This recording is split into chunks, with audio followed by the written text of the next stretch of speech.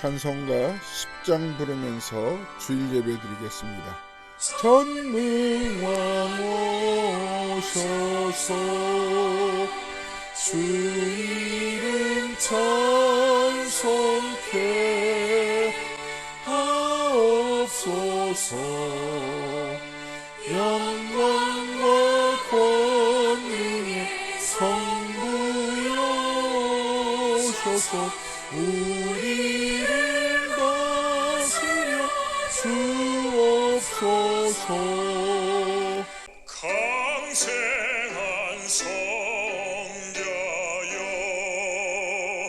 오셔서 기도를 들으소서. 택하신 백성들 복 내려 주시고 거룩한 마음을 주옵소서. 성삼위 세계 한없는 찬송을 드립니다. 존귀한 주님을 영광 중배옵고 영원히 모시게 하옵소서. 아멘.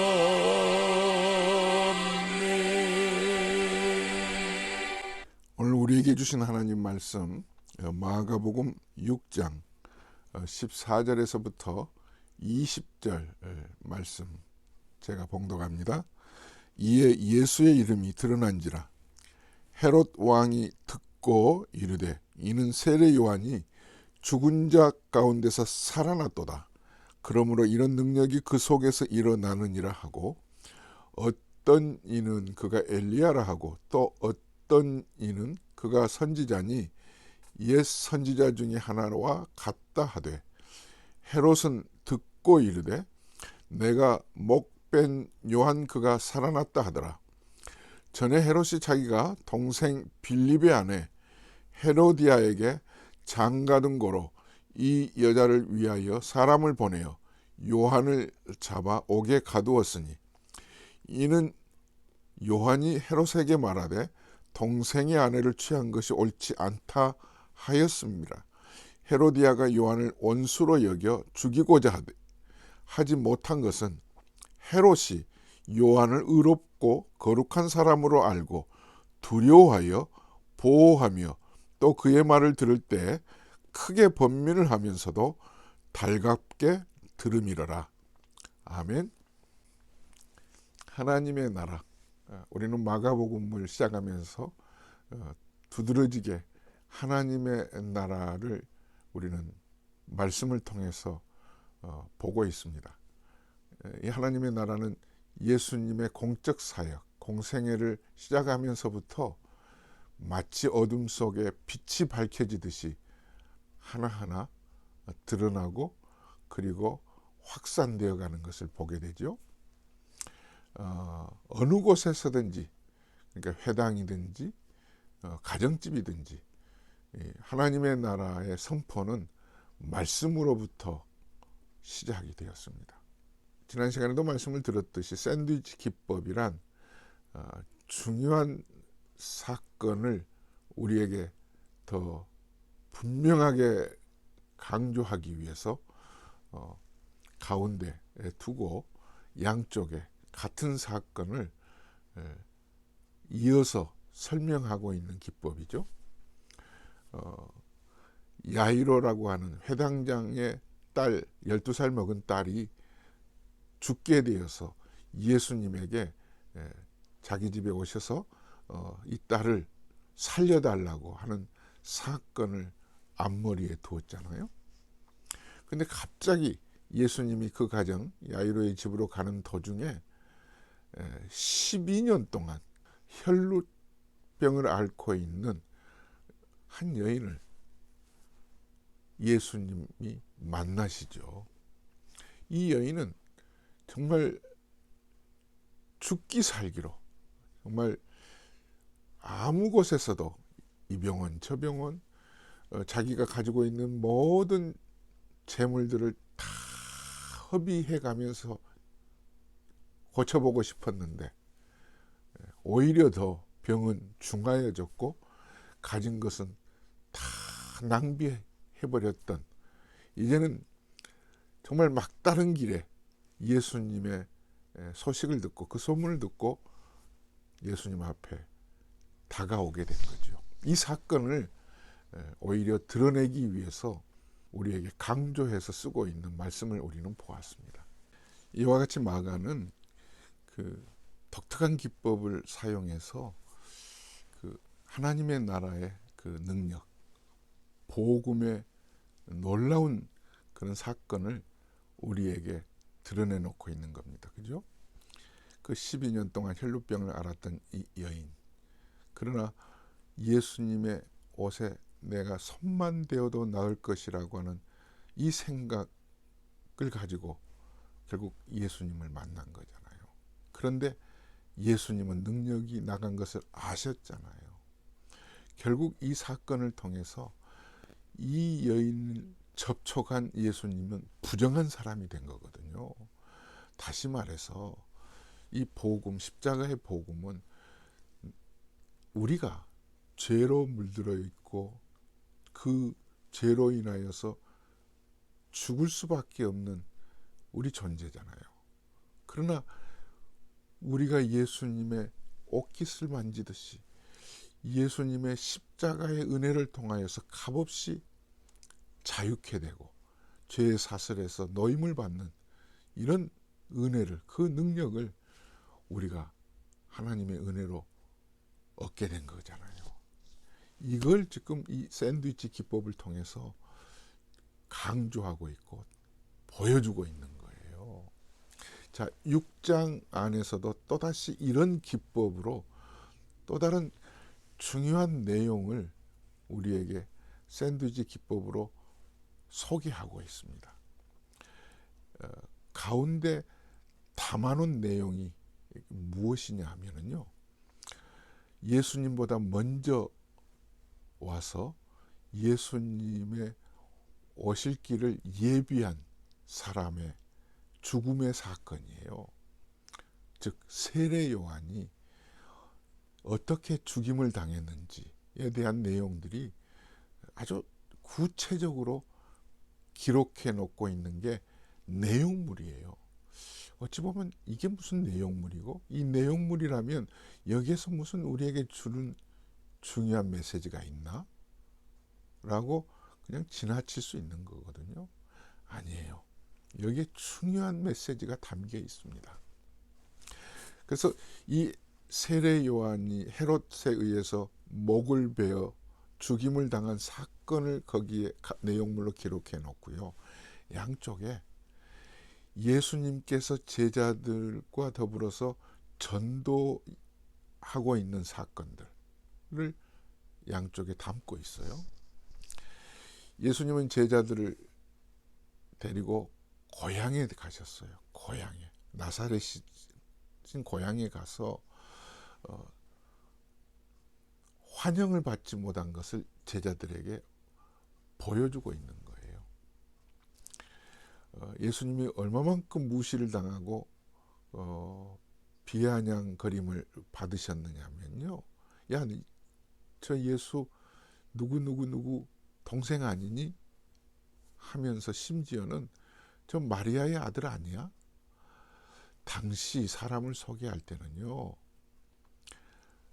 요셉의 아들, 남자 누구의 아들이라고 소개를 해요. 그게 전통인데, 마리아의 아들이라고 하는 이 말은 정말 무시하고 또 무시한 그런 의미랍니다. 근데 제자들을 데리고 가서 그것을 보여주고 있거든요. 예수님 자신이 부끄러움을 당하는 그런 사건인데도 불구하고 결국 제자들에게 예수님께서 뭘 보여주고 싶으셨느냐 하면, 복음을 전하는 일이 늘 환영받을 일만은 아니다. 배척도 당하고 무시도 당하고 버림도 당할 수 있는 일이라는 것을 제자들에게 고향에서 본인이, 그러니까 예수님이 당하신 이 일로 인하여서 가르쳐주고 있는 거예요. 보여주고 있는 거예요. 그래서 단단히 무장하라. 그리고 제자들을 둘씩 짝을 지어서 전도를 보냅니다. 1년에 이런 사건들, 이런 예수님의 그 복음 사역이 누구에까지도 들려지느냐 하면 이제 내용물이죠. 궁궐에까지도 들려지게 된 거죠. 놀라운, 아니 그 예수라고 하는 청년의 이러이러한 일을 했다고 하면서 어떤 사람은 엘리야가 살아왔어요. 어떤 사람은 선지자가 살아나왔대. 그런데 이 헤롯은 이런 생각을 합니다. 내가 죽인 그 요한이 살아났나 봐. 사람이요, 자기가 죽여놓고도 그 사람을 죽일 때 어떻게 왜 죽였는지 때문에 두려움에 이 헤롯 왕이 휩싸이게 된 거예요. 사실 세례 요한의 죽음은 안타까운 죽음이죠. 세상적인 시각으로는 정말 사람 대접받지 못하는 그런 죽음이죠. 우리의 신앙인으로서 보면 하나님을 믿는 사람이, 심지어 세례 요한과 같이 예수님이 오실 길을 예비하러 온 그가 이렇게 죽임을 당해요? 어떻게 우리가 예수를 믿으면 최소한 이렇게까지는 당하지 않아야 되지 않겠습니까? 이렇다면 우리가 예수 믿을 이유가 어디에 있겠습니까? 라고 우리가 생각할 수 있는 그런 사건이에요. 그런데 여기에서 저자는 두드러지게 우리에게 보여주고 싶고 들려주고 싶은 아주 그 중요한 메시지가 있는 거예요. 여러분, 그 세례 요한이 무슨 일 때문에 죽었는지 알고 계시죠? 당시 이 궁궐은, 특별히 헤롯이 살고 있는 이 궁궐은 정말 입에 담을 수 없는 많은 스캔들이 있었어요. 특별히 어떤 스캔들까지 있었느냐 하면요,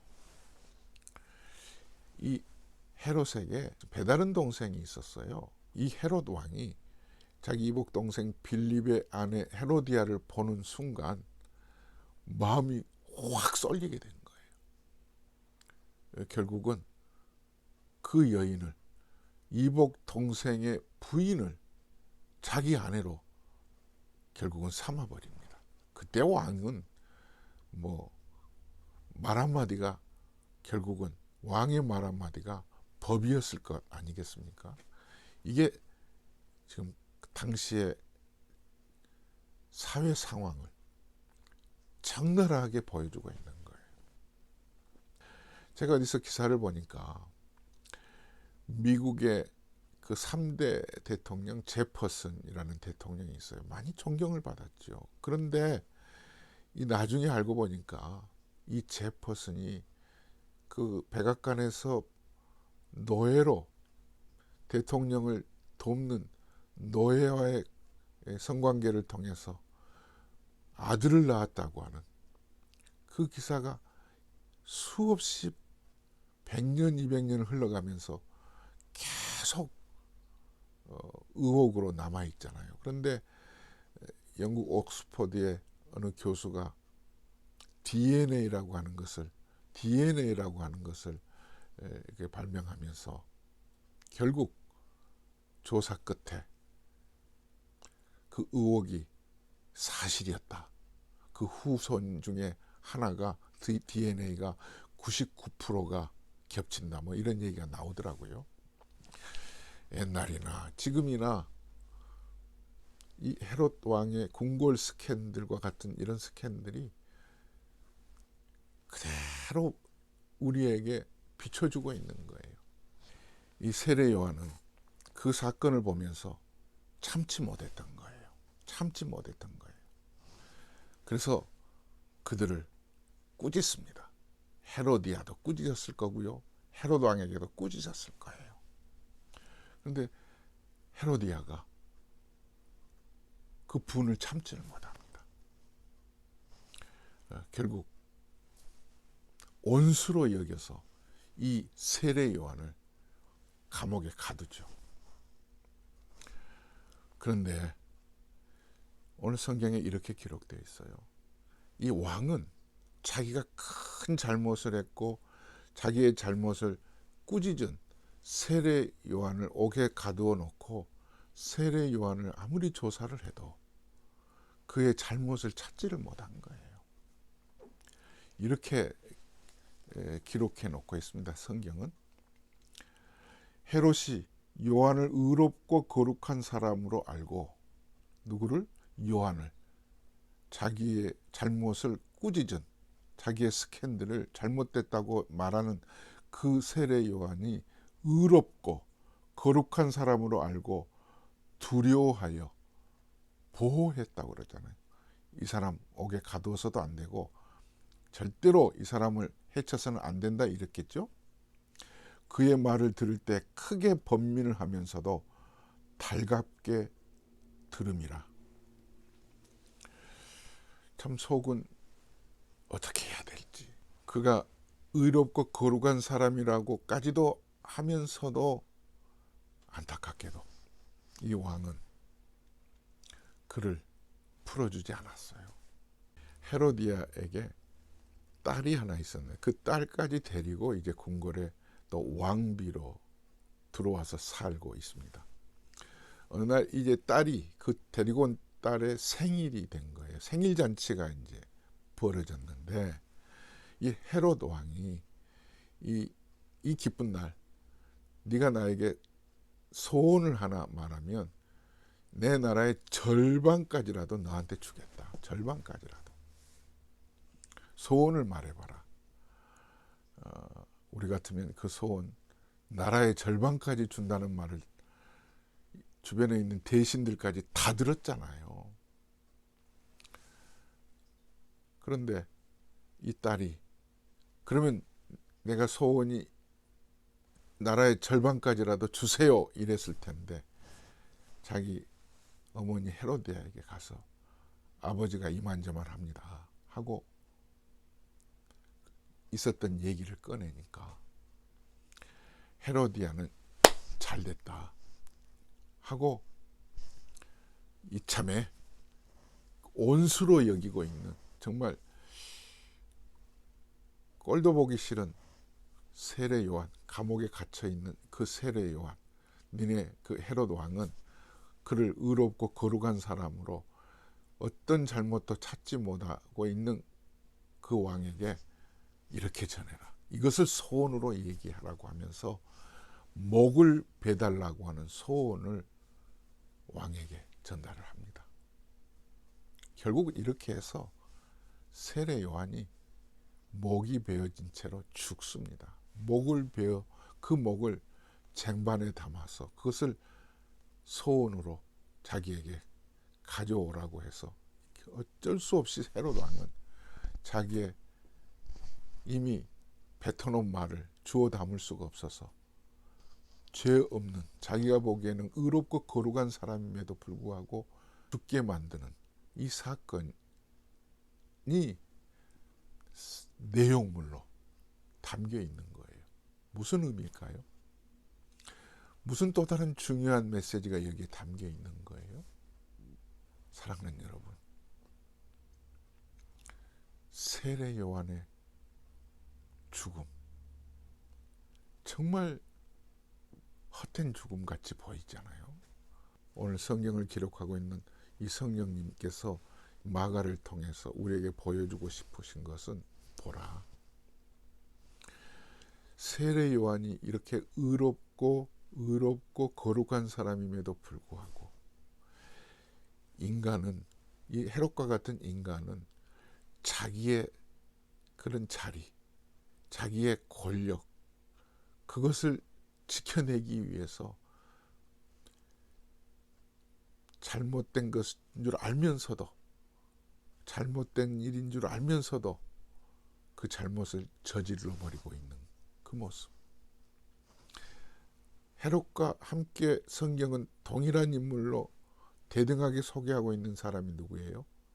예수님을 죽인 빌라도 아닙니까? 빌라도도 여러 차례 예수님에게서 아무 죄도 찾을 수가 없다고 했음에도 불구하고 자기 그 총독의 자리 하나 그것 지켜내기 위해서 결국 예수님을 십자가에 내놓게 된 것 아니겠습니까? 여기에서 두 가지 메시지가 담겨 있는데요. 하나는 헤롯 왕과 같이 의롭고 거룩한 사람이라고, 또 빌라도와 같이 죄를 아무 죄도 찾지 못한다고 함에도 불구하고 자기 자리를 연연해서 그것 세상의 것 그것 놓지 못해서